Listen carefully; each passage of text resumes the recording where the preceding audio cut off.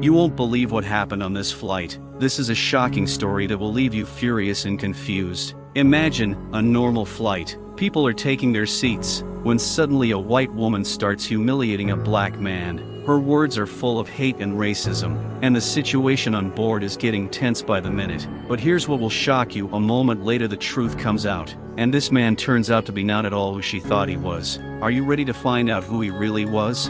Before we dive into this incredible story, please leave your name and where you are watching this video in the comments. We appreciate you, each and every one of you. You are our family, and your support helps our channel grow and advance. You make this all possible, and we cannot express how much you mean to us. Thank you for being with us. Let's continue to fight for justice and respect together.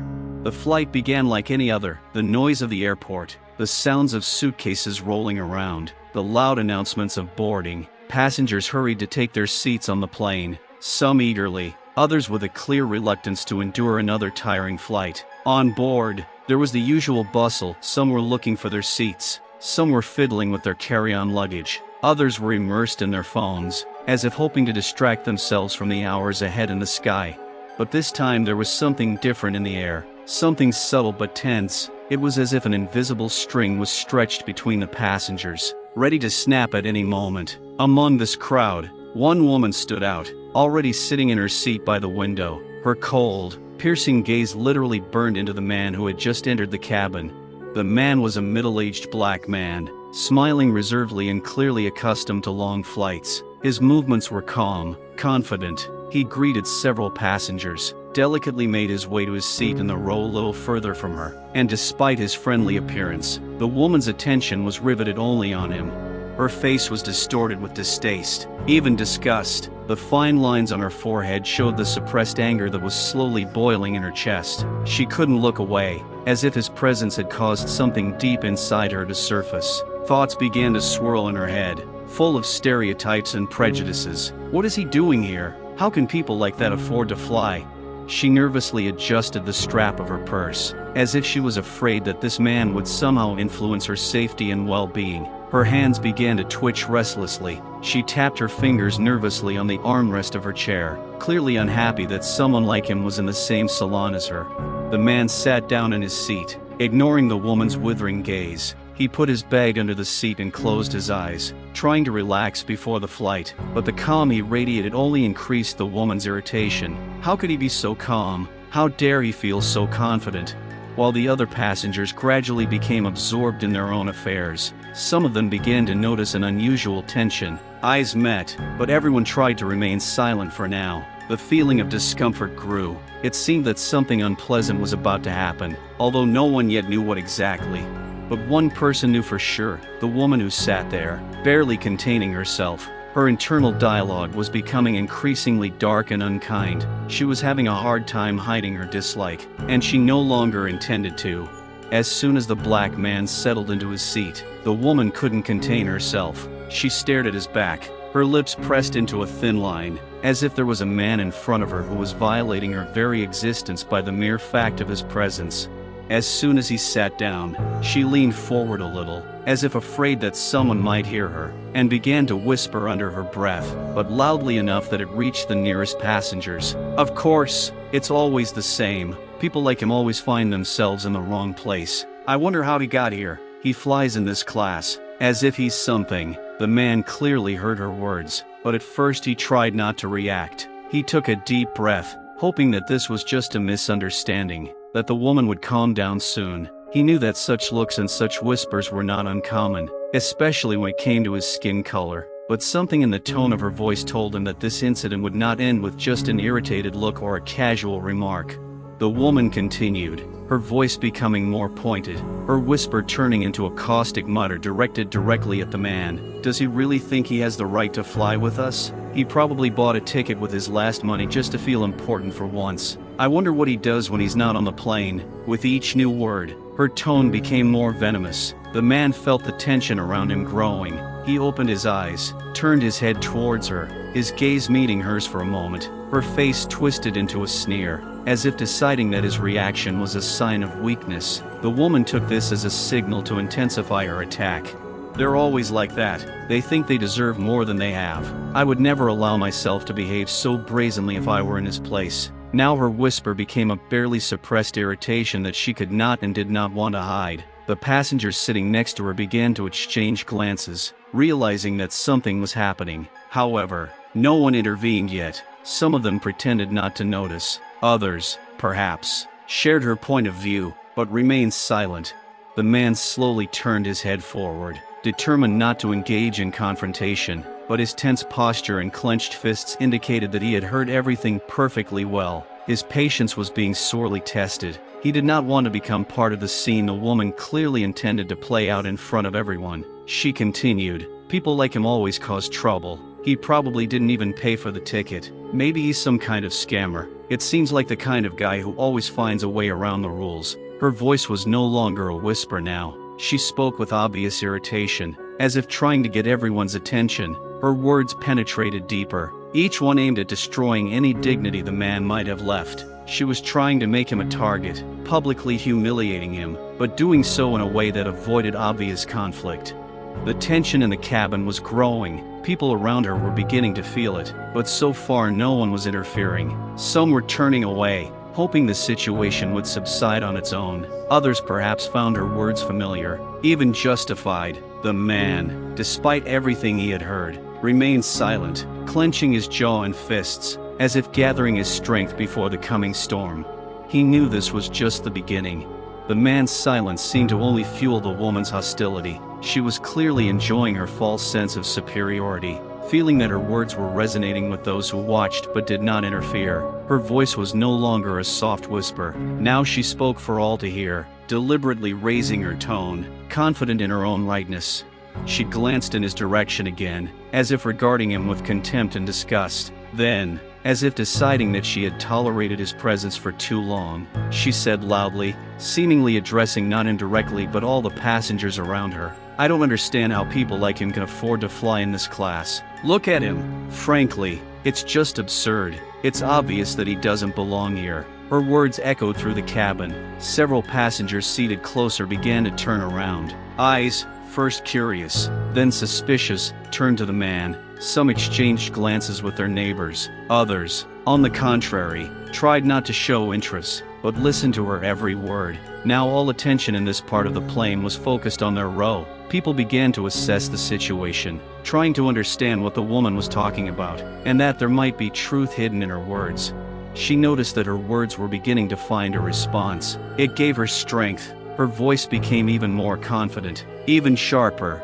"I've worked hard all my life to afford these flights," she chuckled, crossing her arms. "And this one? Look at him. How did he get here? Probably by deception or some other means. People like him can't afford to fly business class. They don't know what work is. They're used to living off others."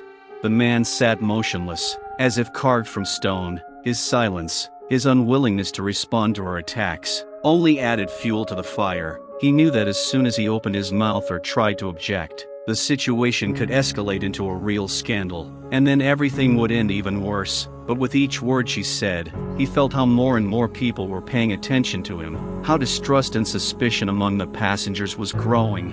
"Look at his clothes," the woman continued, her tone becoming more and more insolent and contemptuous. "He obviously can't afford this flight. He must have won a free ticket or taken a seat that wasn't his. It's typical of them, always looking for a way to get on without paying." Several passengers sitting nearby stole glances at the man, checking her words. Some began to look around, as if unsure of the safety of their journey. There was no direct accusation in these glances, but they reflected distrust and doubt. Perhaps some of them actually wondered, what if she was right? The man felt all these looks on him. They were heavy, as if they were piercing him through and through. The woman's gaze, cold, assessing, clearly expressing contempt, only increased this feeling of isolation. She tried with all her might to show that he was a stranger in this space, that his presence was disturbing the order of things. Her voice did not subside. "I have a question for the crew. How do they even check such people? No one even bothered to make sure that they have the right to fly in this class. Why should any of us suffer because such passengers are here?" Now she was addressing those around her directly. Her words were addressed not only to the man but to the entire salon. It was a direct challenge. Her face was full of self-satisfaction, as if she felt she was speaking for everyone. She clearly believed that her indignation should be shared by others, that her anger was not only her own, but also a righteous feeling that would be supported by the majority.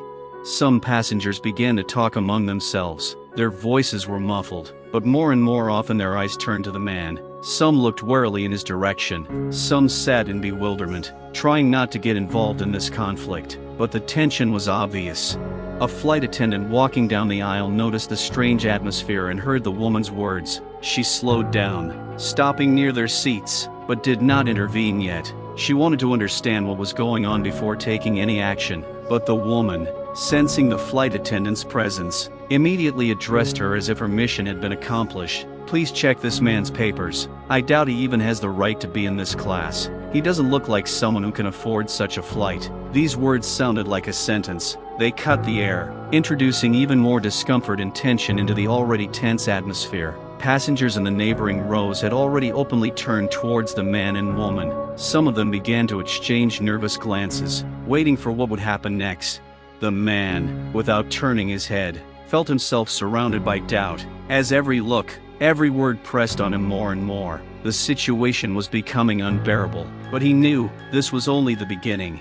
The situation was heating up with each passing minute. Now the entire salon seemed to have frozen in anticipation of further developments. The woman, feeling the support of her small but obvious circle, was not going to stop. Her words became more and more harsh and vicious. She no longer hid her contempt and openly humiliated the man.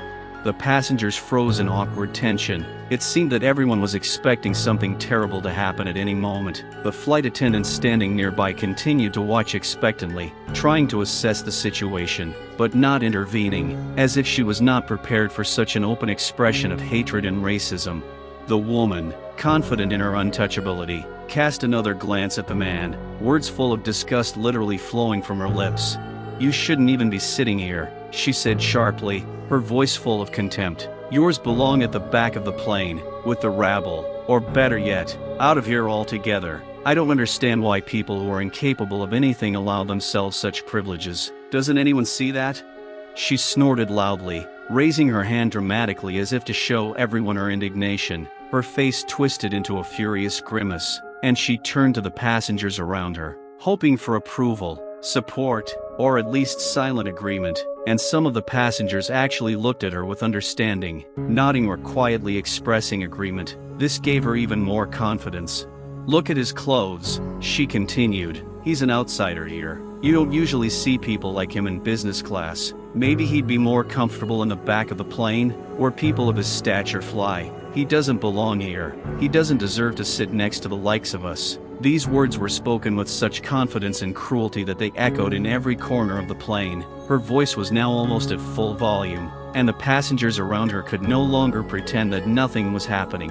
Now the whole scene was unfolding before everyone's eyes. Even those who had previously tried not to interfere began to openly follow the situation, some with surprise, others with alarm. The man who had been insulted by her took another deep breath, clenching his jaw. His body was tense, but he still did not turn to face her. He was trying to maintain control, trying not to give her any reason to start a fight, but her words were becoming heavier, as if she was deliberately trying to corner him, to force him to respond, to provoke him. She wanted him to lose his temper. "Why is no one on the crew doing anything?" the woman said loudly and imperiously to the flight attendant. "Look at this man. Have you even checked his ticket? Maybe he stole it or bought it from someone for next to nothing. I don't believe that people like that can afford this level of service. He should be removed from the flight. He doesn't even look like a legitimate passenger." These words were an open challenge. The woman was deliberately taking the situation to a new level. Her demands became openly aggressive and derogatory. She demanded that the man not only be moved, but actually thrown off the plane as an unnecessary element, as a person who, in her opinion, did not deserve to be there, among the other passengers. The passengers around her began to whisper, their quiet conversations and displeased glances conveying the general tension. Some were perhaps shocked by her words, but remained silent, not daring to intervene. Some, on the contrary, agreed with her racist innuendo, believing her demands to be fair, although they did not dare to express this out loud. The man sat, his back straight, his gaze fixed on the back of the seat in front of him. He was clearly struggling with himself, trying to contain his emotions. trying not to give the woman what she craved. His reaction, his silence irritated her, angered her, and a desire to humiliate him so much that he would break burned brighter in her eyes. He needs to be removed from the flight, she continued to insist, addressing the entire cabin. I don't want to fly with a passenger like that next to me. It's disgusting. The flight attendant finally decided to intervene, delicately but firmly directing her attention to the woman. Ma'am, please calm down. All passengers have been screened before boarding, and if you have any questions, we are available to discuss them after takeoff. Please remain calm and respectful of other passengers. But the woman, feeling the support of some passengers and her moral superiority, snorted in response, dissatisfied with such a soft answer. Her face became even more distorted with anger. Calm? Respect? Are you kidding? Respect for who? This man? Look at him. How can you respect someone who doesn't even know his place? He clearly shouldn't be here. How can you allow this? This is just ridiculous. Her voice became sharper, more aggressive. Her demand to remove the man from the flight was not just an insult. It was a public humiliation that she was trying to bring to its logical conclusion. She wanted to destroy his dignity. She wanted to see him broken, thrown out of the plane in disgrace. The passengers around them whispered nervously, but no one intervened. The cabin was silent, filled with hidden tension. It all looked like a scene from a nightmare, a blatant injustice that everyone saw, but few dared to stop. The man sat motionless, as if the whole world around him was an illusion, and the only thing he could control was his breathing and his inner calm. Thoughts raced through his head about how to handle the situation, how to avoid escalation, how not to give in to the provocations that were increasingly accumulating around him like a dark cloud. Each time the woman uttered another humiliating word, he restrained himself, trying not to show even a shadow of anger. All his life experience had taught him that sometimes silence and restraint can be the most powerful weapons in the fight against hatred. He knew that any answer, any attempt to contradict her could lead to an even greater explosion of aggression. The woman clearly expected him to lose his temper, that his patience would break under such pressure. She saw him as nothing more than an object of her anger and contempt, a means to confirm her preconceived notions, but he was willing to endure, because he knew that if he gave in to his emotions, she would get exactly what she craved. The woman, however, could not calm down. His silence, his stillness, his calm, all this only fueled her rage. She saw in him a challenge, saw in his steadfastness something that irritated her even more. She looked for weakness, looked for the moment when he would break down, when her words would penetrate so deeply that he would not be able to bear it. But the man, restraining himself, did not give her this opportunity. "Do you think you can just sit here and pretend nothing is happening?" she shouted, unable to bear his silence, her voice now ringing throughout the entire salon. "Do you even hear what I'm saying? Do you think you can just ignore me? It's not working. I won't have the likes of you humiliating me with your presence. You don't belong here, and everyone knows it." Her voice was full of malice and venom. Every word was a blow, calculated to break his composure, to force him to give her the reaction she so desperately sought. She didn't just want to humiliate him, she wanted to see his pain, to see his weakness. Her anger was so strong that she no longer noticed the reactions of those around her, who were increasingly immersed in awkwardness and shock at her behavior. The man slowly turned his head towards her, his eyes meeting hers for a moment. There was no anger in them, no hatred that she was trying to provoke. There was only calm, almost indifference. He looked at her for a long time, as if trying to comprehend how a person could come to such hatred, and then he said quietly, calmly, "I hear you, but your screams will not change the truth." These words, spoken without a trace of irritation, were like a hammer blow to her angry determination. The woman, hearing his quiet voice, froze for a moment, not knowing how to respond. Her face distorted even more, and she took a step towards him, almost looming over him. "The truth? What truth? You talk about the truth, but you sit here like you're on a throne, even though you don't deserve it. You're not worthy. People like you have no right to be here. Why are you even here? This place is for normal people, not for people like you." The man took a deep breath and lowered his eyes again, not allowing her words to penetrate his heart. He already knew that in such situations there was no point in responding to anger with anger. It would be a pointless argument in which no one would emerge victorious. He knew that there was something much greater behind her hatred, fear, perhaps ignorance that she had turned into her cruel armor. But whatever it was, he was not going to let it have power over him.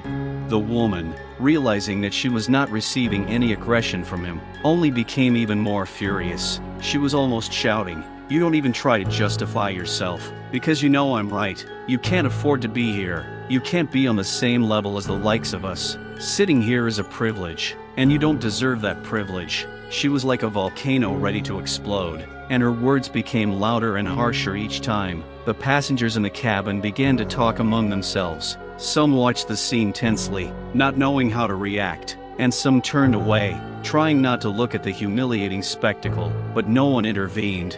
The man, still outwardly calm, continued to hold back. Inside, he was seething with anger, but he did not allow it to burst out. He knew that if he gave in to his emotions, then his confrontation with this woman would turn into what she wanted, a bright, public scandal that would only confirm her racist stereotypes. He turned his head towards her again, his voice quiet but firm. "You don't know me, and you don't know why I'm here, but that doesn't give you the right to talk to me like that." The words struck like a blow in the silence that the woman had suddenly created with her scream. She froze, her face flushed with anger, but again she didn't know how to react to such calm. Her screams hadn't reached their target. Her words didn't seem to touch him the way she expected. "You need to be off this flight," she blurted, her voice shaking with rage. "I will not have you in the same cabin. Do you hear me? You need to be off this plane." But at that moment, despite the woman's rage, something in her demeanor began to change. She suddenly realized that not all the passengers around her were supporting her, that her words were not finding a response. The stewardess approached their row again, and now her face expressed much greater determination. "Ma'am, please stop. Your behavior is disruptive to the order on board." But the woman did not seem to hear this warning. She turned back to the man, but she was no longer as confident as before. She saw that his calmness was destroying her confidence. The man maintained absolute dignity and fortitude, which she could not understand and accept. Meanwhile, the tension in the cabin was growing stronger. People began to talk nervously. More and more passengers looked anxiously towards the woman and the man, expecting that something even more serious was about to happen. The woman, losing control more and more with each passing moment, continued to vent her rage at the man sitting next to her, as if her words were directed into the void. Her face became tense, her eyes blazed with hatred, and her voice took on a cold, contemptuous tone. She no longer held back, letting her entire racist worldview spill out. "You probably didn't even finish school, did you?" She began with an evil laugh, her voice filled with disparagement. "People like you don't need an education, do they? All you know is how to break the law. I wouldn't be surprised if you already have a whole list of crimes behind you." Her words cut the air like a knife. These were no longer just insults based on appearance or social class. Now she was openly using racist stereotypes in her attacks, trying to destroy the man morally. Her face turned white with rage, and her lips trembled as she uttered these venomous accusations. "I'm sure you didn't earn that ticket yourself," she continued, grinning as if she already knew the answer to her own question. "Someone gave you that ticket, right? Or did you steal it? You're all like that. You can't earn it honestly, always looking for something to steal, to cheat someone, to get into places you don't belong." The word "stole" was especially loud, as if she had deliberately wanted everyone on the plane to hear it. She wasn't just humiliating him in a one-on-one conversation. She was trying to put him in a position where the entire audience on the flight saw him through the prism of her stereotypes. The man didn't answer right away. He stared at her face, twisted with rage, and his mind fought the urge to respond again. He knew that every insult she uttered was based on the same prejudice, false stereotypes that had fueled hatred between people for centuries. He knew that her words had no truth other than the one she had created for herself, but that didn't make them any less painful.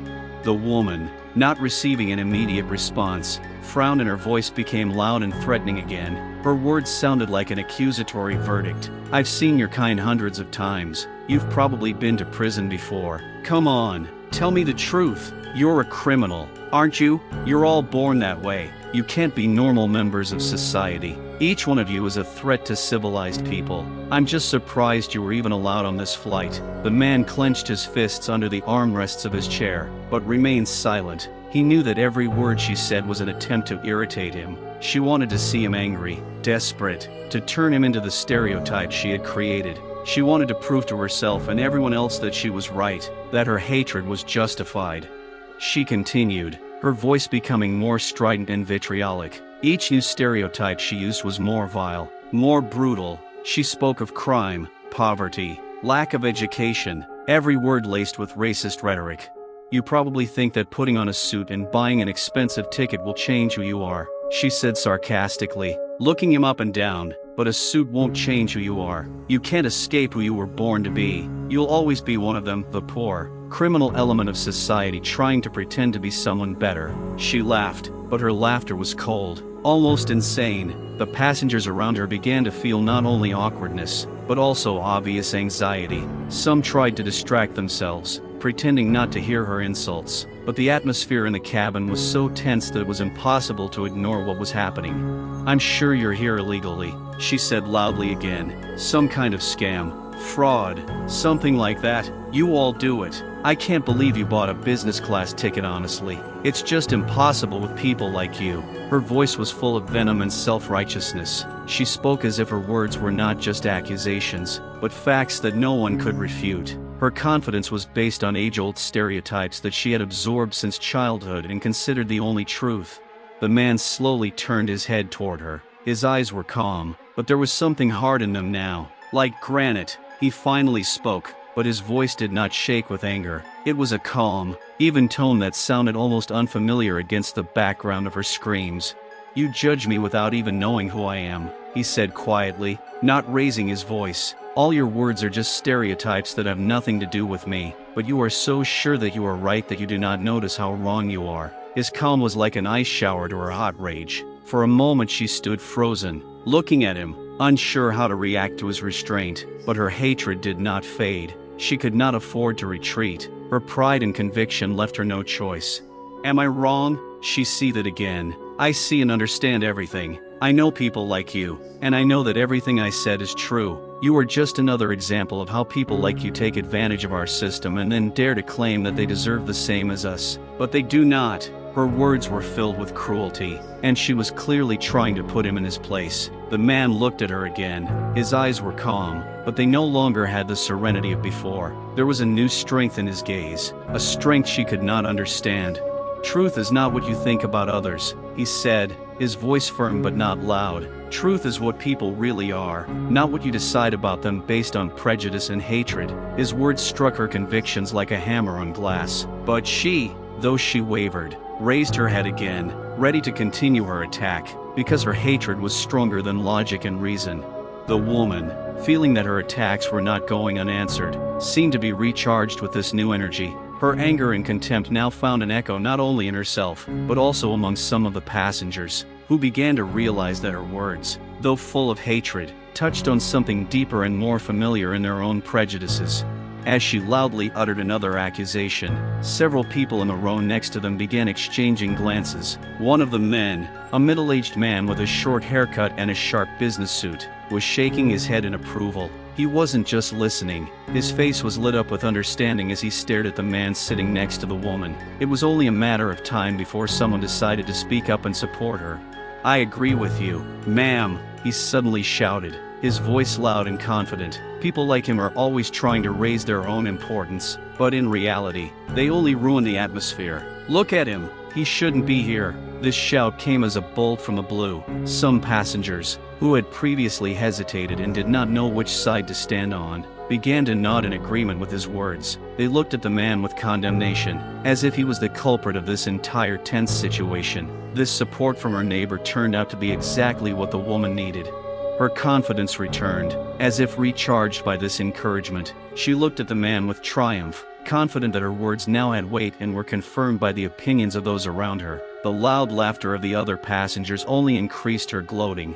"I told you you don't belong here," she continued, directing her words at the man with renewed vigor. "Look, even this respected man understands that we can't allow the likes of you to violate our space. You always think of yourself as the victims, but in reality, you are the problem." The man, although he knew her words were full of hatred and prejudice, could not help but feel the weight of this new stream of condemnation. The neighbor in the business suit seemed ready to go all the way, and his aggressive support raised the mood of those around him. creating the impression that the entire crowd had unanimously turned against him.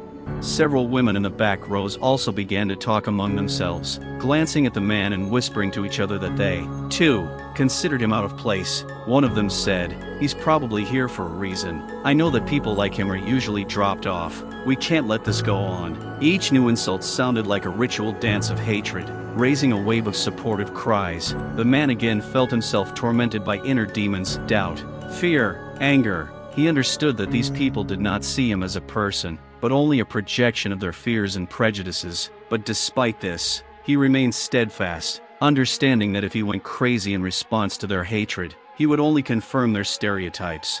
"What the hell are you doing here?" another voice said, this time from the other side of the cabin. It was a passenger, a young man who had been sitting with his eyes closed and seemingly relaxing. Now he looked at the man with disdain. "If you can't behave yourself, maybe you should get off. This is a flight for people with good manners, not people like you." The laughter and approval began to snowball. The passengers, who were awkward at first, began to straighten their shoulders, daring to support and humiliate the man, as if he were a target that could be shot without consequences. They whispered, glanced at each other, pointed at him, as if it were amusement, forgetting that their actions had real consequences for another person.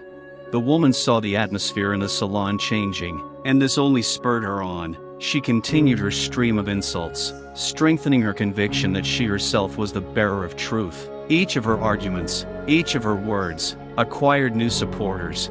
"Look at him," she cried, pointing at the man. "This whole appearance, this whole costume, is just a mask to cover your true nature. Inside, you are all the same, and it is easy to recognize. People like you cannot be worthy." The mixed reactions among the passengers only grew stronger. Some began to quietly record what was happening on their phones, which only added theatricality to this sinister spectacle. Envy and condemnation increasingly appeared on the faces of some passengers, as if they wanted to help the woman in her attacks, supporting her hatred of the other. The man sat there, not believing his ears. He felt this stream of hatred coming from the group of people, like a firestorm, engulfing him, but he was not going to give in. He understood that this hatred was nothing new, that it was a reflection of fear and ignorance. He thought about how important it was to remember that he was a human being, that he existed beyond stereotypes, beyond insults.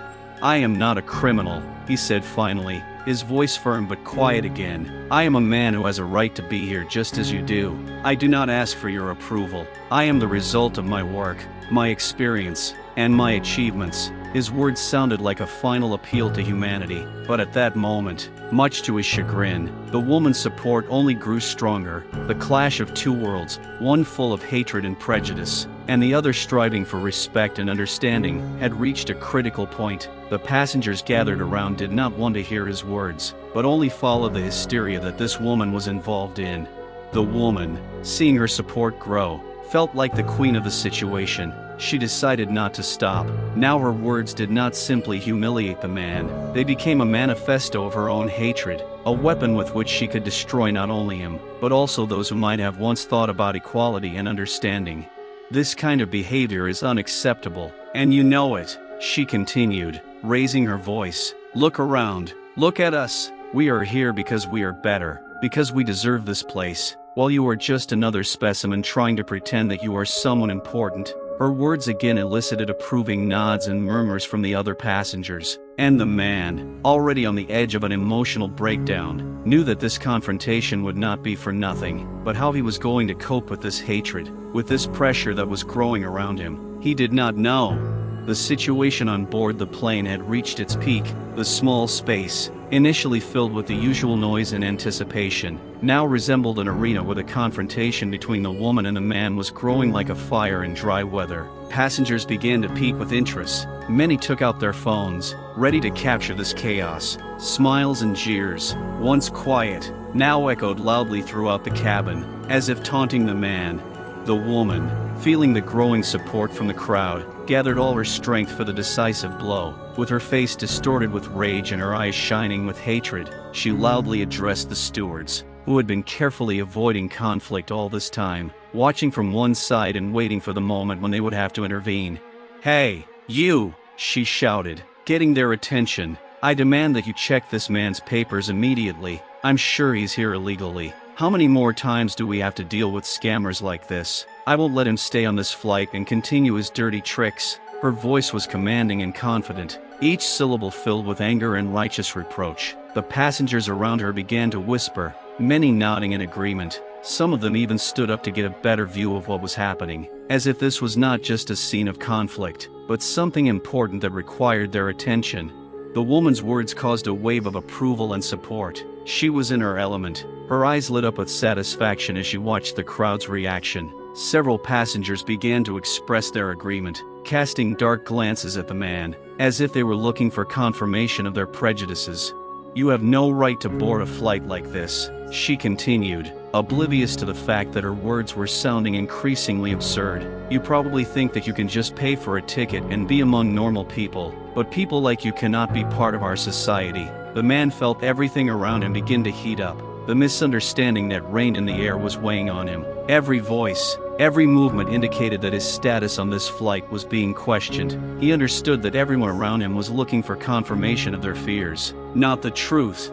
Meanwhile, the stewards near the front of the plane exchanged glances before one of them, a tall, handsome man with a serious expression, walked toward the scene of the conflict. He was well trained to handle situations like this, but now he was faced with something far more complex than simply deciding how to serve customers.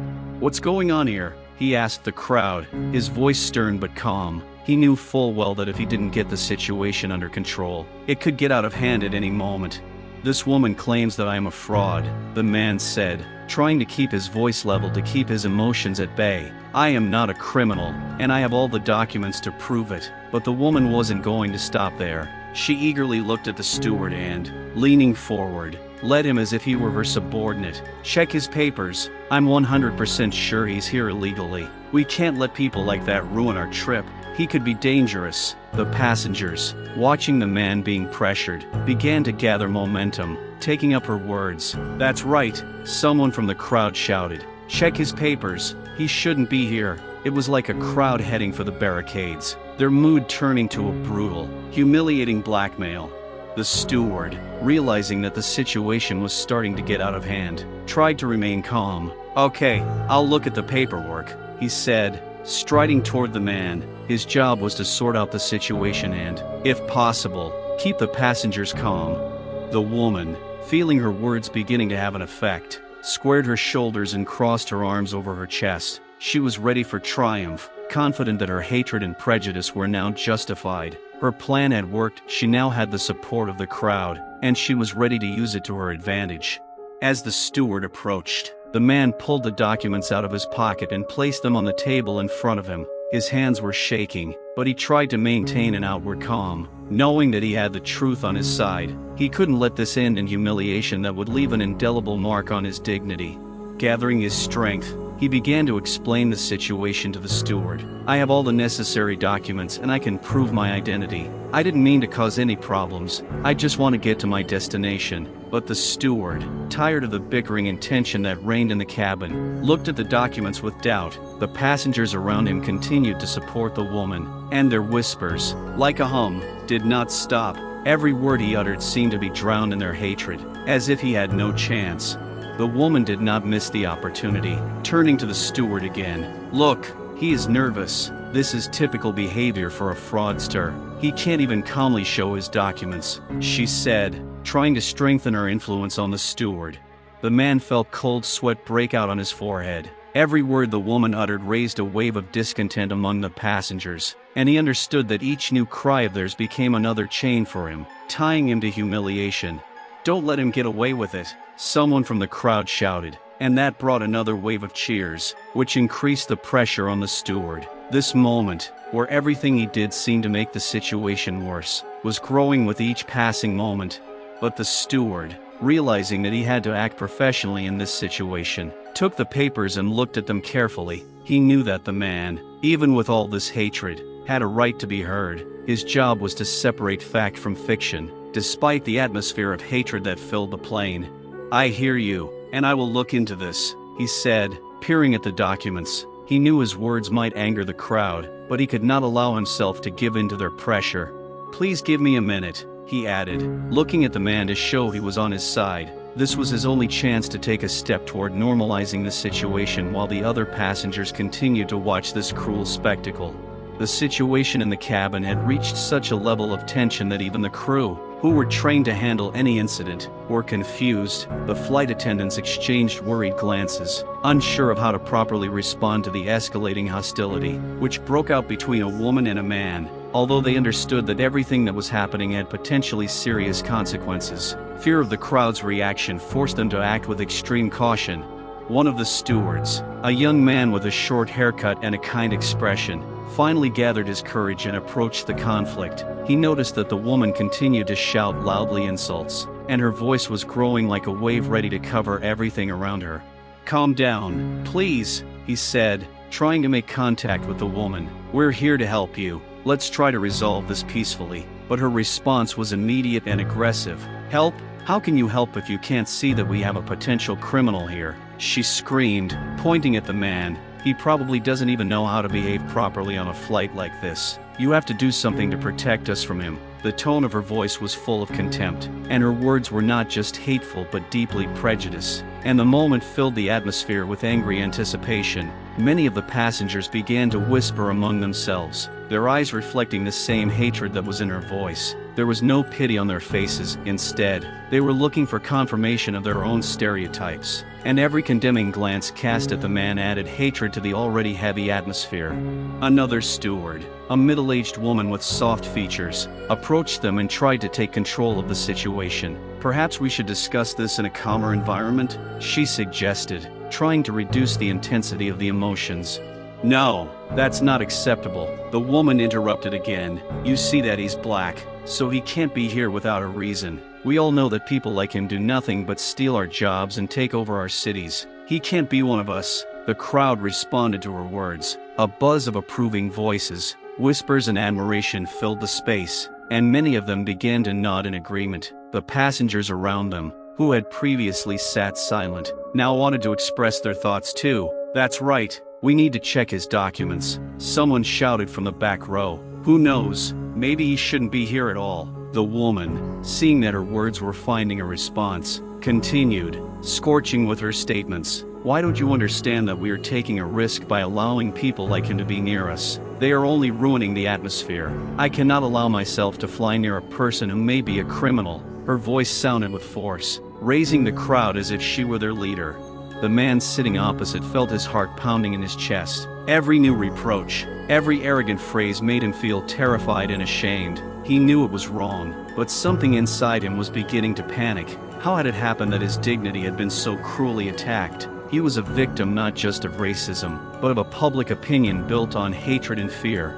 The stewards, still confused, tried to calm the crowd. "We understand your concerns," one said, "but we have to follow the rules and ensure the safety of every passenger. If you have concerns, please give us time to investigate." But the woman just smirked. "You should be ashamed. Why do you even allow him on board? It's your place to keep us safe. And if you can't do that, how are you going to protect us from the likes of him?" As if this were the final chord, her words caused a new explosion of indignation. Passengers began to bang on the tables, raising their hands and demanding an immediate response. "You have to do something. We can't just sit and watch our rights being trampled," they shouted, and aggression was heard in their voices, pulsating throughout the entire cabin.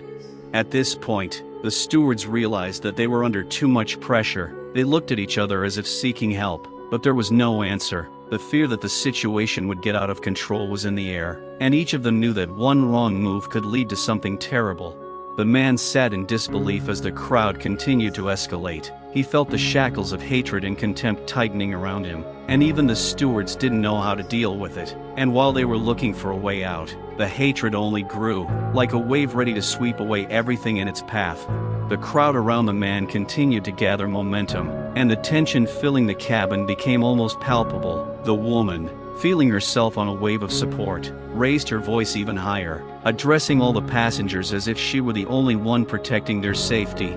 "I can't sit next to him," she screamed, her voice shaking with anger. "Every time I see people like him, I get scared. I don't know what he might do, and I have no confidence in my safety." She glanced around the crowd, her words echoing throughout the salon like an angry rhythm calling for action. Even though her statement was unfounded and clearly based on bias, many passengers nodded in approval. "I wouldn't want to sit next to him either," came the response from the crowd. "It's not okay that people like him have the right to be next to us." The man sat in his chair, confused and angry. Every attempt he made to remain calm seemed futile, and his own feelings were overshadowed by a growing sense of humiliation. The woman, fueling the hatred, became more and more smug. There was something predatory in her eyes, as if she was enjoying the fact that the whole situation had turned against him.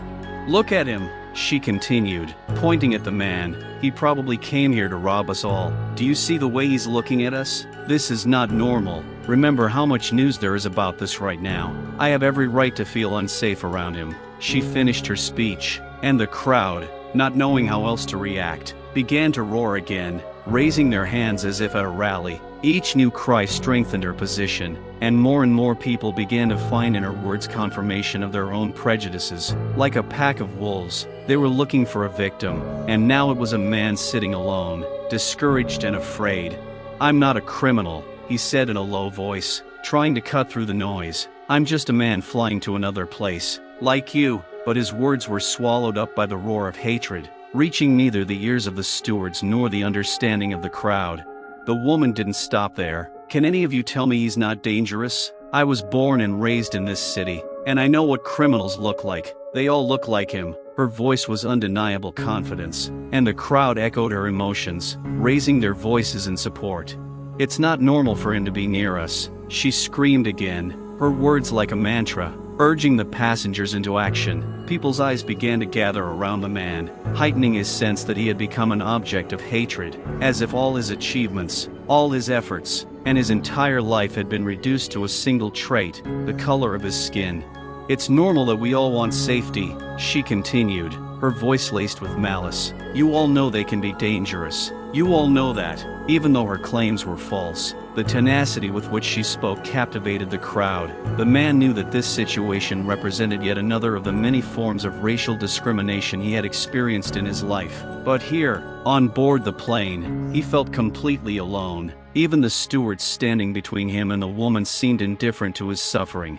The situation continued to escalate, and as the woman's words continued to thunder, the man realized that he was the victim of not just prejudice, but real hatred, rooted in ancient stereotypes. He could not believe that such things were happening in the 21st century, and that someone could judge him only by his appearance, without knowing anything about his life, his dreams and aspirations. The crowd supported the woman. Her confidence grew, and she continued to escalate the situation. The passengers whispered, exchanging glances, and this round dance of hatred only intensified with each passing minute.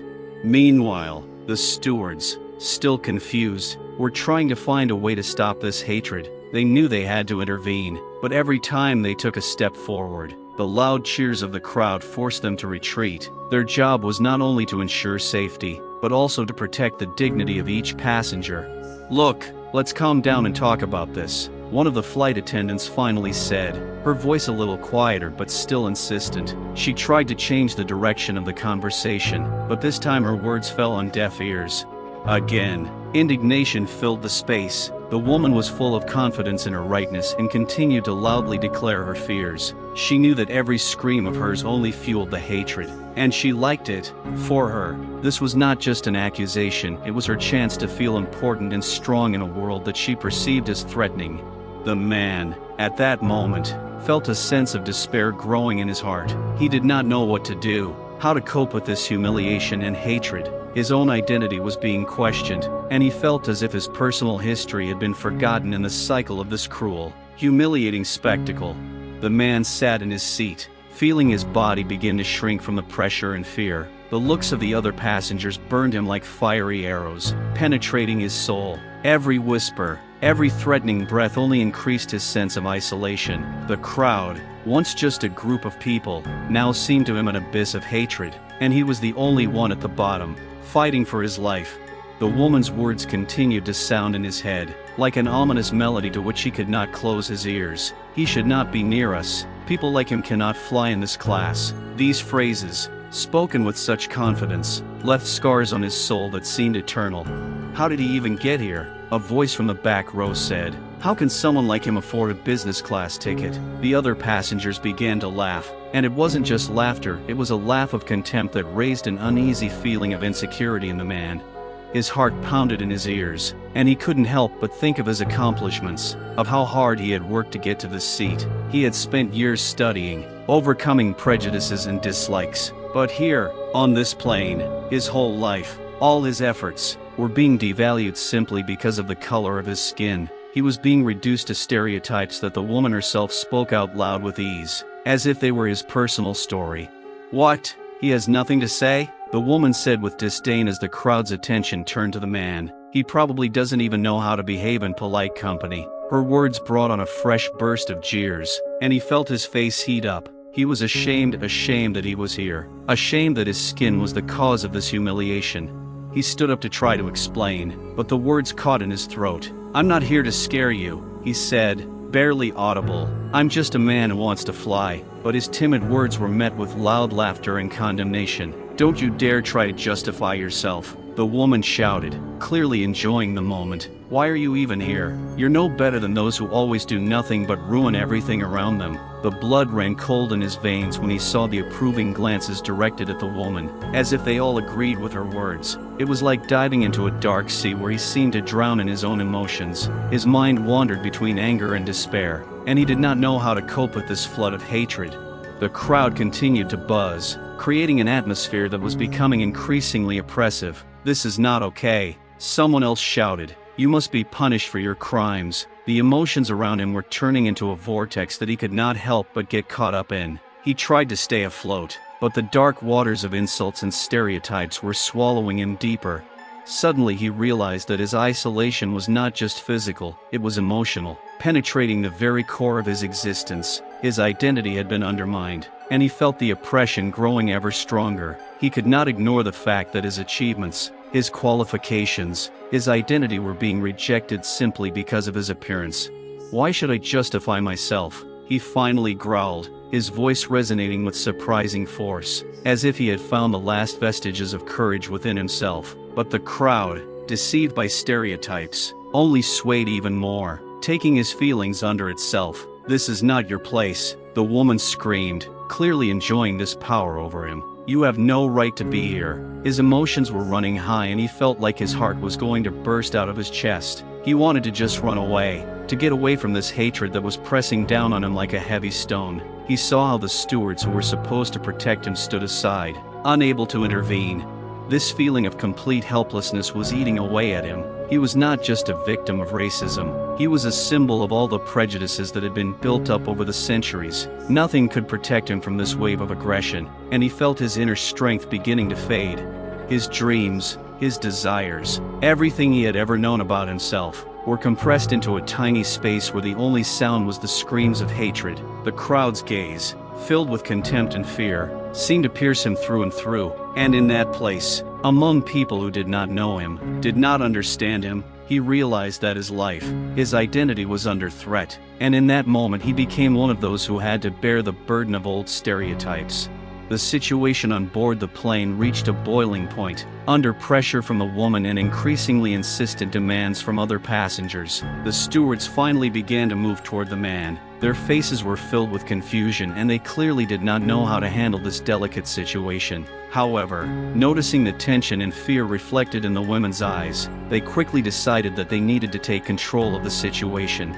One of the flight attendants, a tense expression on her face, approached the man, her voice polite but insistent. "Excuse me, but we need to check your documents." The words reverberated through his mind like a thunderclap. He felt his entire being shrink in humiliation. This demand, reinforced by the woman's persistent requests, added another layer of mistrust to his already torn self-esteem.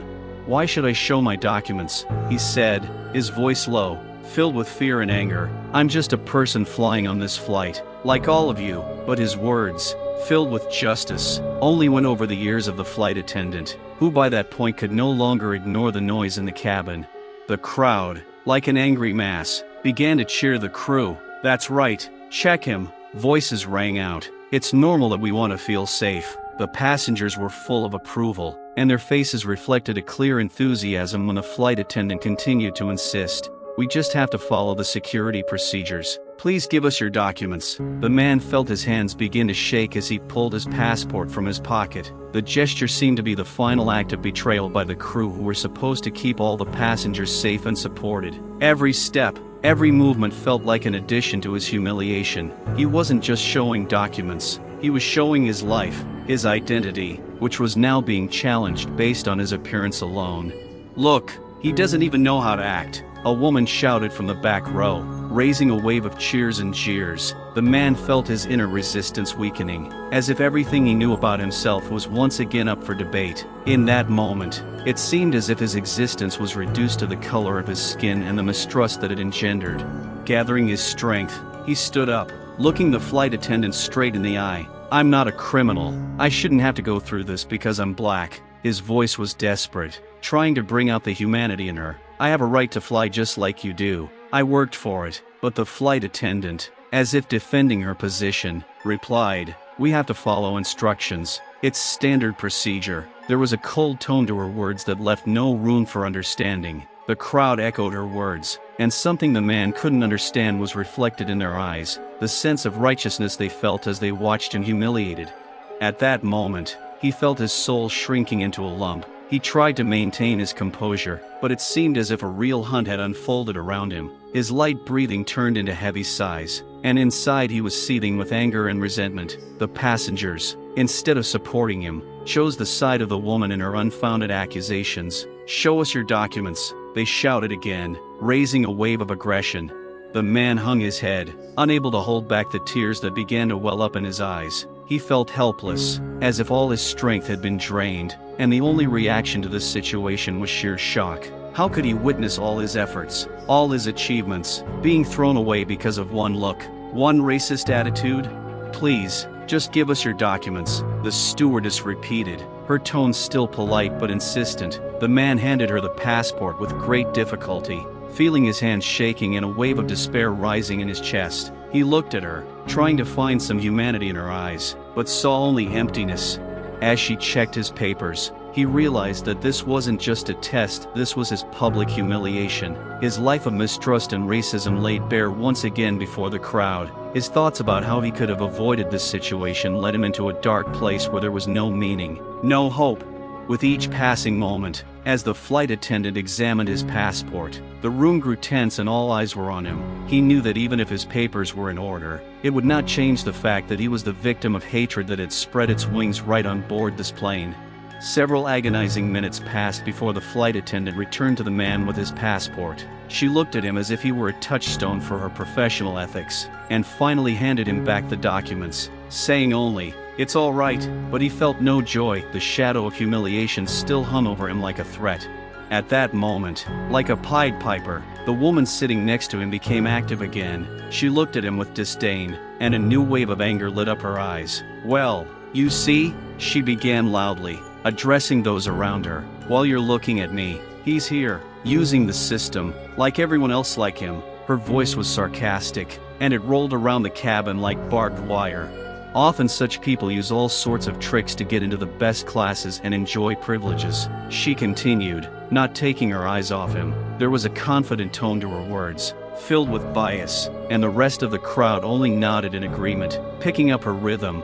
Every word she said deepened his humiliation. "Look at him. I bet he doesn't even know what a real job is," she said with a defiant, smug smile. "He just wants something he can't afford. But this system allows those who don't know how to make money to just sit down with those who actually work." The passengers gathered around her gave in to her provocations, their eyes reflecting condemnation. "Really?" one of them shouted, pointing at the man as if pointing at a criminal. "Let him know he's not at home here." The other passengers, encouraged by her words, began to whisper and laugh, adding to the atmosphere of hatred and hostility.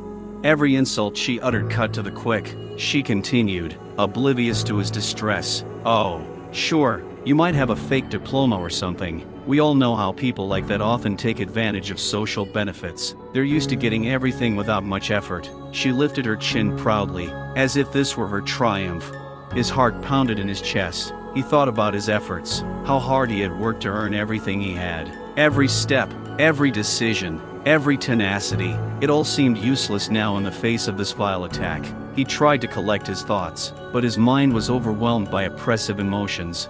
"You just don't understand what real life is," she continued, truly believing every word. "You've probably never had to work to provide for your family. You have no right to be here." Each blow of her words felt like a knife, piercing deep into his consciousness. He remembered many times he had encountered prejudice, but never something like this.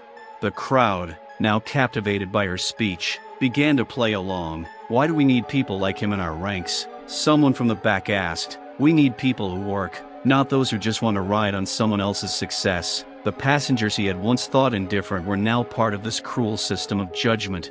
He saw the other passengers looking at him with suspicion and judgment. There was no humanity in their eyes, only a ruthless understanding of racial stereotypes. Each new comment the woman made created a barrier between him and those around him, exacerbating his loneliness. He felt a fire blazing inside him, but he did not want to let the hatred overwhelm him. Instead, he clenched his fists to contain his anger. "These people always find a way to fit into society without having the right to," she continued, and now her words sounded like a mantra for the entire crowd. "They just want to take what they don't deserve." Her laughter and the laughter of the others sounded in his ears like a warning that, despite everything, they were united in their prejudiced perception. Everything inside him stirred, and he realized that this woman was not just trying to humiliate him, she was trying to create an image in which he would be forever imprinted as a victim. She was building a fortress of hatred around herself, and he was at the center of it, forced to watch as his dignity burned away before everyone's eyes. "Why are you even sitting here? Get out!" she screamed with hatred, and her words pierced him like an arrow, penetrating his entire being. He felt that his patience was running out, but inside him there was still a spark of hope that one of the passengers would finally stand up for him. An oppressive silence reigned in the room, as if all sounds and voices had suddenly dissolved into the air, leaving only echoes of the woman's insults. The man felt his loneliness growing with each passing second. The eyes of those around him, which could have been a source of support before, now seemed cold and indifferent, like the stone walls around which he found himself captive. It was as if every passenger had turned into a statue, frozen in immobility, just watching what was happening. Their silence was deadly, not a word of sympathy, not a single attempt to intervene. They stood as if they were rooted to their seats, and this silent agreement only increased the pressure on him. Every look was full of disapproval, every whisper made his inner world crumble even more. "Why is no one speaking up?" flashed through his mind.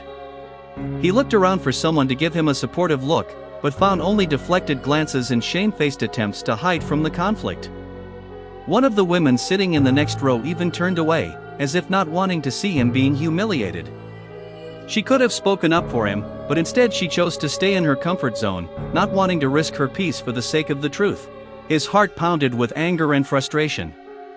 He could feel the crowd behind him choking on the fact that they could have been friends in his fight, but instead they chose to remain in the shadows. "You're just watching me burn," he wanted to scream, but instead all that remained was a silent prayer for understanding. "Well, anyone? Do you have anything to say?" the woman called out again with a defiant laugh. There was a confidence in her voice, almost as if she expected the others to back her up. "I'm not the only one who feels unsafe around the likes of him." Her words thundered as she looked around at the others, waiting for nods of approval. Once again, her words were met with silence this time. Despite the obvious injustice, many passengers chose to remain in their comfort zone, embracing comfortable stereotypes and opinions. Their eyes reflected indifference, and it became clear to him that they would rather remain bystanders than risk their peace by standing up for a man they did not know. The man felt every drop of despair filling him, like a river trying to drown his soul. He tried to maintain his composure, but inside him, feelings flared up that he could not control. Why is everyone silent? Clenching his fists, he thought that he was not the only one who faced prejudice, but now, at this very moment, he was completely alone. "This is simply disgusting," a voice from the back row rang out, and excitement ran through the cabin. The man shuddered, hope ignited in his heart again. Maybe someone had decided to support him after all?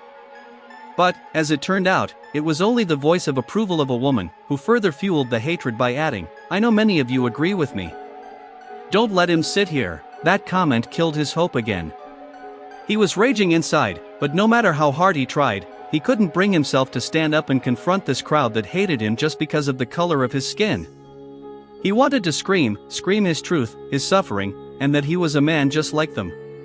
He wanted to show them that any of them could have been in his place, but the words stuck in his throat. The passengers who should have been witnesses to the truth were caught in a web of their own fears and prejudices. Their inaction turned against him, and he became a victim not only of this woman's racism, but of the silent consent of everyone else. Every look that might once have been full of understanding was now just another step toward his complete destruction. "Why aren't you standing up for me? Why isn't anyone speaking up?" he thought again. He searched their faces for a hint of understanding, but instead found only a sense of unease. Fear and uncertainty were the dominant emotions filling the air around him. They were allowing their silent support to consume him. "I am not here to be your victims," he screamed inwardly, but not a single word left his lips.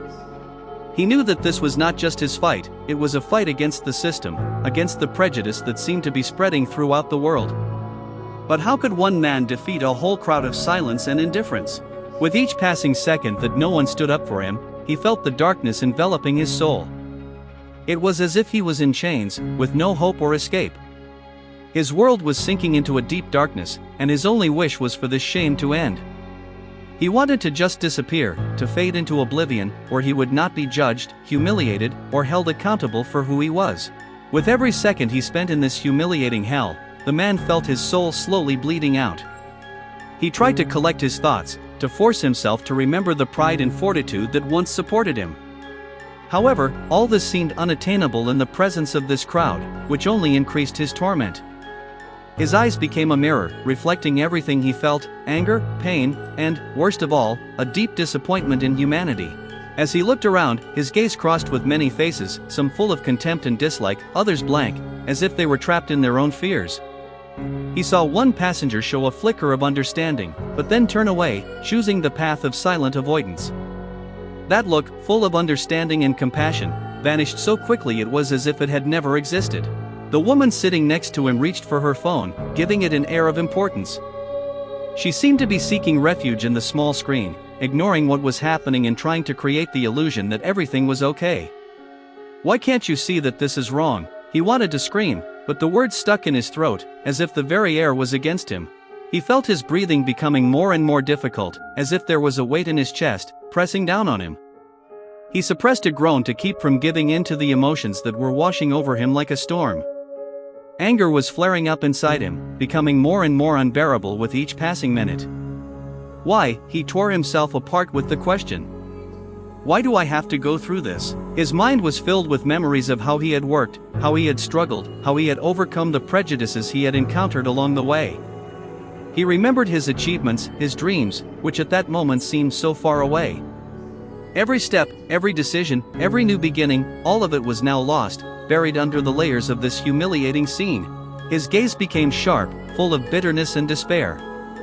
He looked at the woman who continued to humiliate him with pleasure, and a desire flared inside him, a desire for her to understand that her words could hurt, that her hatred created nothing but destruction. He wanted everyone on this plane to feel his suffering, to see that beneath his skin beat a heart capable of love, understanding, and patience, despite all the pain. Each of her words was like a stab. "Doesn't anyone see how much this hurts?" His eyes, full of fear and sadness, sought support, but found only indifference. He became invisible, unable to break through the silence that enveloped him like a fog. He could not hold back his tears, but he knew that he could not allow himself to show weakness, could not become another victim in this battle for dignity. Despite all the suffering he was going through, he was unwilling to give up. He knew there were people in this world who were willing to support him, and his heart burned with the hope that they would show up. "I'm not alone," he whispered quietly to himself, forcing himself to believe that somewhere, deep in the crowd, there was someone who understood, who would be willing to stand up and say, "Enough!" But still, every second seemed like an eternity. It was as if the world had stopped and he was left alone with the woman and her hatred. "Please give me strength," he thought, his thoughts turning to invisible friends who might come to his aid. He needed something to lift him above this useless suffering, something to remind him that he was alive, that he mattered. He looked into the eyes of those around him, and felt his soul trying to break free. "Look at me!" he screamed in his mind. "I am not just a target for your insults. I am a human being. and I have a right to respect. But instead, his gaze fell on empty faces, from which there was no response, and this only increased his feeling of loneliness. The man knew this wasn't just his fight, it was a fight to show that everyone was worthy of respect, no matter the color of their skin, their social status, or their appearance. His gaze became determined, even as his soul suffered. "I won't give up," he whispered to himself, and that small spark inside him remained burning even as everything around him became dark. He hoped that this look, full of suffering, could finally reach someone who could understand him and perhaps become his ally in this vast sea of indifference and hatred. But now, at this moment, he was just a silent witness to his humiliation, left alone with the darkness in which his dignity was threatened.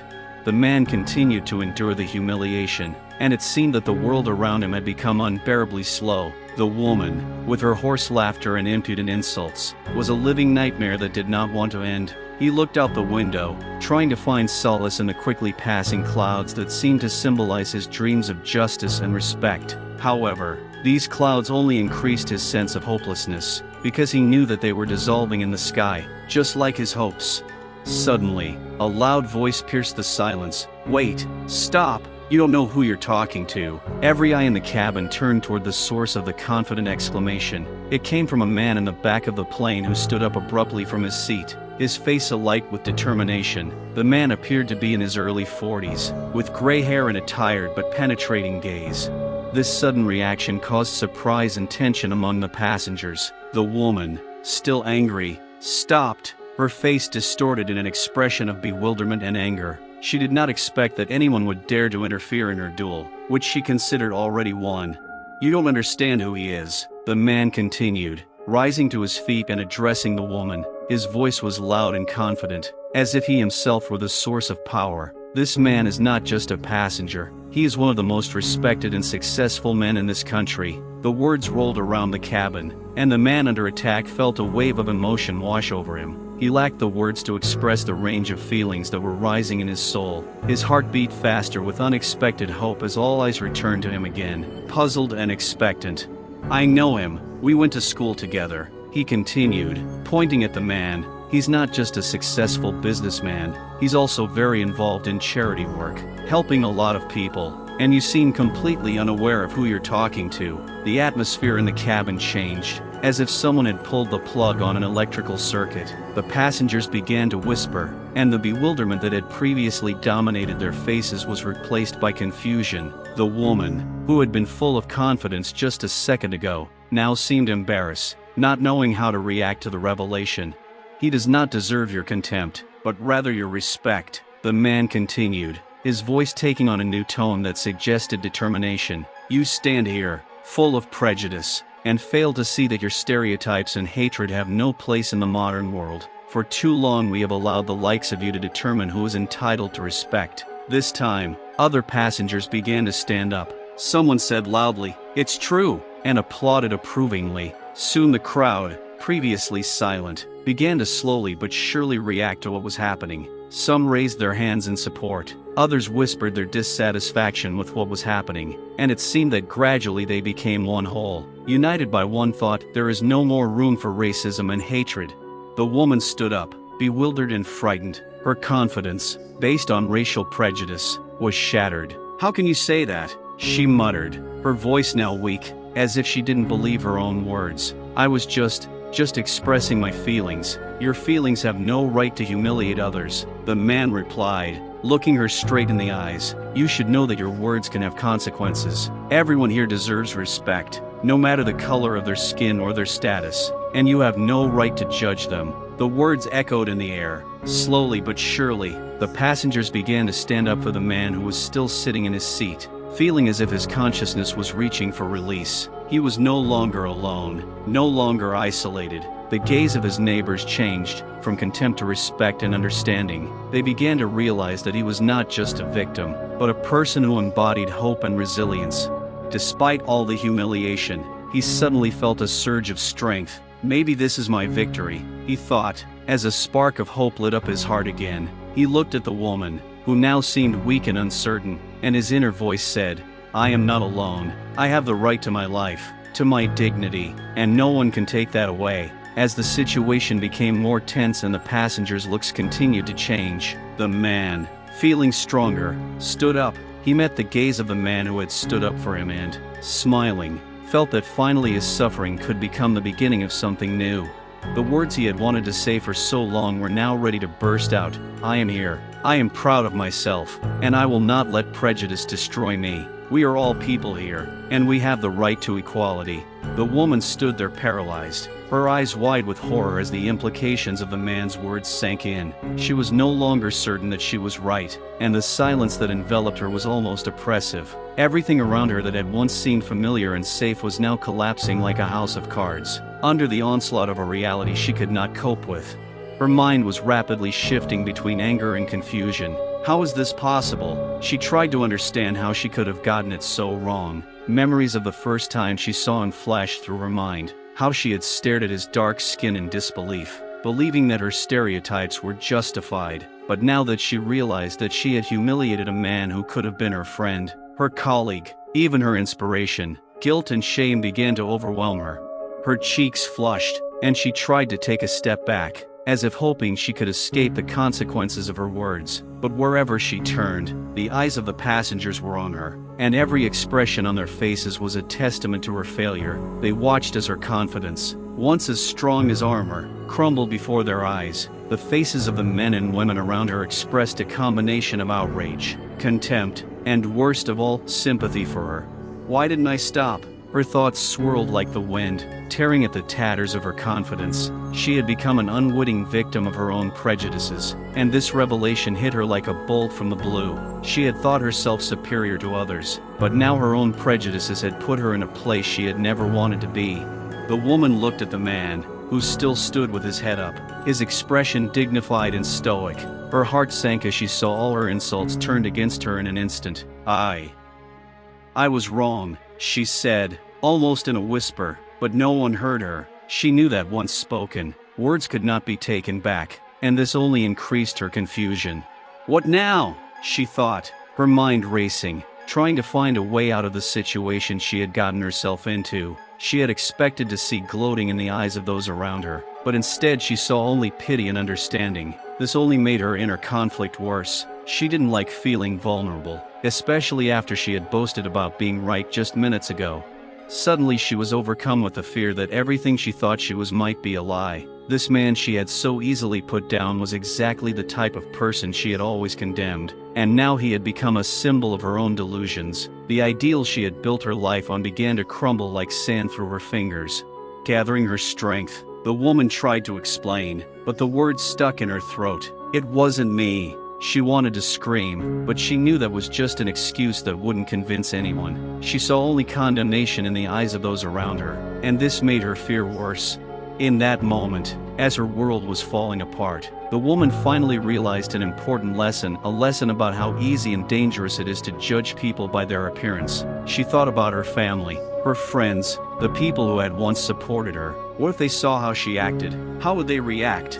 Now that she could hide nothing, all she could do was wait for her words, once so proud and contemptuous, to turn into her own lessons. She knew that if anyone was to be humiliated, it was she, and that was the immutable rule she must now follow.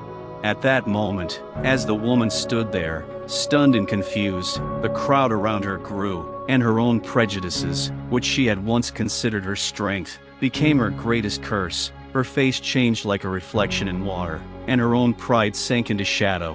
Her world was crumbling, and instead of resisting the process, she realized that maybe this was the chance she was missing, a chance to reframe her perceptions, an opportunity for personal growth, and perhaps a chance to truly understand the people around her. She couldn't take it back, but she could at least take a step in the right direction.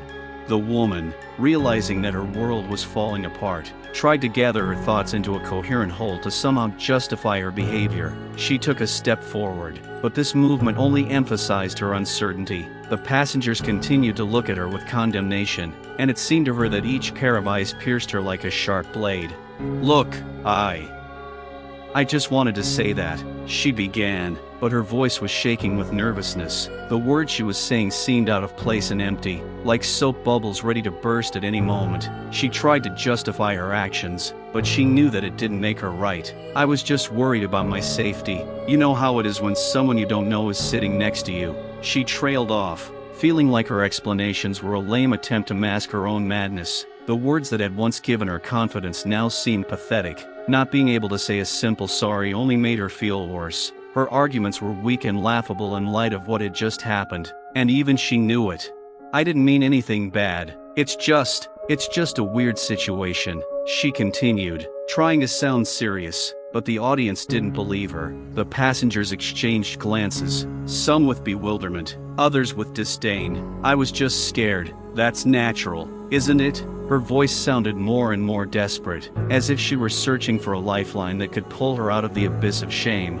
But every word she said caused more and more confusion. The woman tried to brush off reality, her own fears, turning them into excuses. For a moment, her gaze met the man, who continued to stand, still calm, but with the approval emanating from those around him. She saw how his eyes reflected fortitude, and this confused her even more.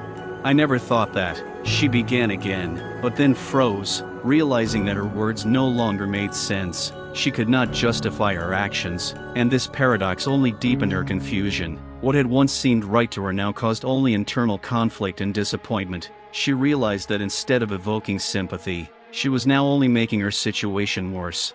I just don't know." Her voice grew quieter, and she felt her pride leave her like a soap bubble. She couldn't find the words to make up for what she had done. All she could do was look at the men who were now her saviors and protectors, and even though she couldn't utter a sincere apology, her inner voice cursed her for every moment she had wasted hating.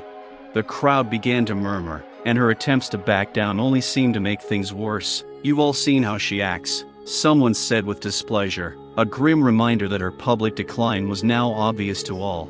The woman, feeling the pressure building, looked again at the man she had been hating. Now that she saw his true identity, she realized that he was the one who could teach her something important, the one who could show her another side of life, but she had closed all the doors herself. "I didn't mean to offend you," she screamed, desperately trying to protect what she had left, but her words only raised a wave of discontent in the crowd. "I didn't mean to," she repeated again, and there was no confidence in her voice anymore. She knew that her words did not inspire any confidence. It was a simple repetition, devoid of meaning and sincerity. The man, still standing in his place, did not speak, but his eyes, full of dignity, said more than any words. She felt that his forgiveness was beyond her reach, and this realization only deepened her confusion. The woman could no longer believe that she had once considered herself superior to others, and now her confusion and fear gripped her like strong hands, not allowing her to break free. A battle began in her mind, and she knew that her chances for redemption were almost gone. Now that the truth was revealed to her, her desire to apologize only increased her sense of helplessness. The woman who had once been confident in her words now seemed like a ghost of her former self, and that was her greatest defeat. The silence that fell over the plane seemed unbearable. The passengers who had previously remained silent and indifferent to the man's humiliation now began to whisper, their eyes moving from the woman to him, as if trying to comprehend what had just happened. Conversations were heard everywhere, raising the tension as if sparks were flying in the air. "I can't believe she said that," one woman said, her voice shaking with the realization of how easily she had fallen for the bait. Her eyes were filled with confusion and bewilderment as she recalled nodding approvingly at the white woman's words, unaware that she was endorsing hate. "I always thought she was right, but it was so humiliating." The other passengers finally seemed to understand the scale of what was happening. Clusters of people began to form, whispering to each other, discussing how they had gotten it wrong, how easily they had succumbed to the pressure. "We were just spectators, but that's not okay," said a man in a checkered shirt, looking at his neighbor. "We could have done something." The conversation became increasingly emotional, and people began to realize that they had been silent when they should have spoken. "We should have protected him," one woman said, her voice full of remorse. "We shouldn't have let this happen." She remembered her own feelings as she stood by, thinking it was better not to interfere, but now her heart was breaking with shame. The man who had been humiliated remained calm, although of course he felt the tension emanating from every glance. He had heard the conversations, and although the words of support were important to him, this awareness did not remove his own suffering. However, there was no malice on his face, only understanding. He knew what it was like to be misunderstood and humiliated, and in a way this helped him maintain his inner peace. Meanwhile, the woman at the center of the conflict was becoming increasingly lost in the emotional turmoil. She felt her own defense mechanisms giving way, and now, instead of the support she had expected, she found only confusion. "You don't understand," she cried, her voice losing confidence. "I was just worried. I was in shock. It's not what you think." But her excuses fell on deaf ears. The passengers were already beginning to discuss how their own biases had played a cruel joke on them. "How could we not see how terrible this was?" said an older woman, hiding her face in her hands in shame. "This is not the world I want to live in." She looked at the man, who was still calm, and felt a surge of pride in him and a deep disappointment in herself. Things were getting tense when one of the passengers, a young man with a bright red cap, stood up. "We have to support him," he shouted, his voice cutting through the murmurs of the crowd. "We can't let things like this happen. We're all on the same plane, and no one should feel unsafe." His words, full of sincerity, sounded like a signal to the others. They slowly began to stand up, one by one, and soon the entire row of seats was filled with people ready to speak out against hatred. There were cheers and applause from the passengers. "That's right, support him," someone shouted from the back of the plane. The mood in the cabin changed before our eyes, from confusion and tension to unity and determination. Passengers who had been silent before were now actively discussing what they could do to fix the situation. "Excuse us," one man said to a black man who had been the victim of racism. "We should have said something. We shouldn't have stayed silent." His voice was full of sincerity, and the man who had been humiliated felt support begin to fill his heart. This was what he had been waiting for, understanding and unity from those who had previously preferred to remain in the shadows. No one knew how it would end, but the change in mood was obvious. They were no longer just passengers on a plane. They were a community determined to stand up against prejudice and hatred. This could be a lesson for everyone on board, and perhaps they could change not only their perceptions of others, but also of themselves. The woman, still trying to justify herself, noticed how her words were losing their meaning. She realized that she was trapped in her own beliefs, and that her attempts to escape punishment were only making her worse. And while she knew that the biases within her would fight against this new understanding, she also knew that she would have to face the consequences of her actions. As those around her stood up for the innocent man, the woman slowly realized that the change that had taken place in people's hearts was more than just a desire to make a difference. It was a movement toward a better world, and she might have been the catalyst for that change. Now everyone waited to see how this story would unfold, knowing that their actions would determine what kind of future they would build together. The situation in the plane cabin continued to change, and the tension that had been in the air began to give way to a new sense of unity and understanding. The woman who had once been supported now stood alone, surrounded by concerned looks, her face contorted with the realization that she was in the middle of a loud lesson in bias and respect. The man who had been humiliated became a symbol of strength and dignity. His fortitude in the most difficult moments inspired the other passengers to realize that each of them had the right to be respected, regardless of race, color, or social status. He looked around, seeing the support coming from people who had just been indifferent. This sense of unity gave him strength, and he felt that his suffering had not been in vain. Soon, one of the passengers who had started the discussion about support stood up and said loudly, "This situation is a powerful reminder for all of us. We must remember that each person is not just the color of their skin or their status, but an individual with a history, dreams, and rights. We have no right to judge others by their appearance." These words were spoken with sincerity and determination, and they reflected the thoughts that were now bubbling through the minds of all the passengers. The passengers began to realize that their previous preconceptions and stereotypes were nothing more than pathetic reflections of their own fears. Once they began to see each other as equals, something amazing happened. A connection that had previously seemed impossible was established.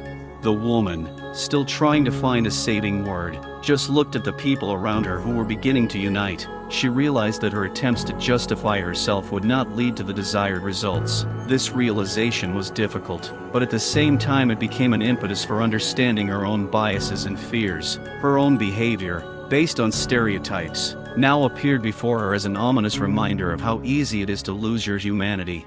The man, still the center of attention, finally spoke up. He raised his hand for attention, and in the silence that had filled the room, his voice was confident. We all deserve respect, regardless of skin color or social status. I wasn't here to be insulted. I was here to share my experiences, as was each of you. Let us remember that we are not alone, and each of us has a right to a place in this world. The man's words resonated with everyone on the plane, like a creative force capable of breaking down walls of hatred and prejudice. Passengers began to nod, exchanging glances of understanding and support. They realized that everyone was in the same boat, and that only together could they build a more just society.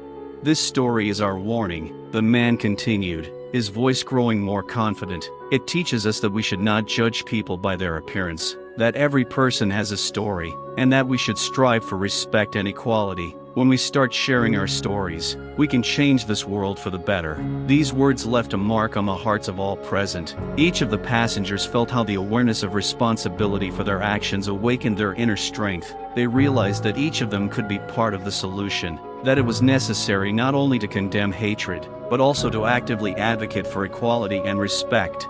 As the plane landed and passengers began to disembark, many of them stopped to exchange glances. Some even hugged. They understood that together they could change their society, that each step they took was a step toward a more just world. The woman standing to the side saw those around her begin to change, and a process of transformation began in her heart. She knew that this lesson was for her, an opportunity to look within and re-examine her beliefs.